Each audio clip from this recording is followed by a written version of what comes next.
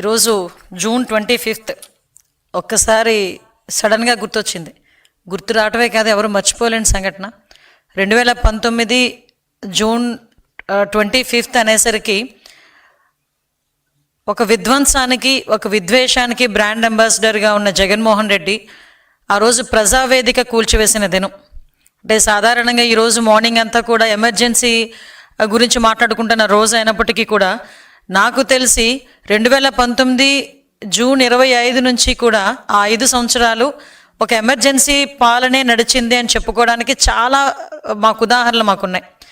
అంటే ఒక విద్వేషం, ఒక విధ్వంసం అన్నది ఎజెండాగా పెట్టుకొని సుమారుగా చెప్పాలంటే 2019లో రాజ్యాధికారం తీసుకున్న తర్వాత జగన్మోహన్ రెడ్డి అప్పటి నుంచి కూడా తన అధికారాన్ని, తన అడ్మినిస్ట్రేషన్ని కూల్చివేతలకి, లేకపోతే విధ్వంసానికి, విద్వేషానికి, హత్యలకి, ఆత్మహత్యలకి ప్రేరేపించాడే తప్ప ఒక అమరావతిని నేల రాయటానికి, అదేవిధంగా పోలవరాన్ని ఎట్టి పరిస్థితులు కట్టకుండా చూసుకున్నాడే తప్ప ఏ రోజు కూడా ప్రజా సంక్షేమం, రాష్ట్ర అభివృద్ధి అనేది లేకుండా 5 సంవత్సరాలు కూడా పరిపాలన అమోఘంగా చేశామని చెప్పి చంకలు గుద్దుకొని తీరా ఏదో అంటారు కదా, బొక్కబోర్లా పడినట్టుగా 11 సీట్లకు పరిమితం అయిపోయిన పరిస్థితి.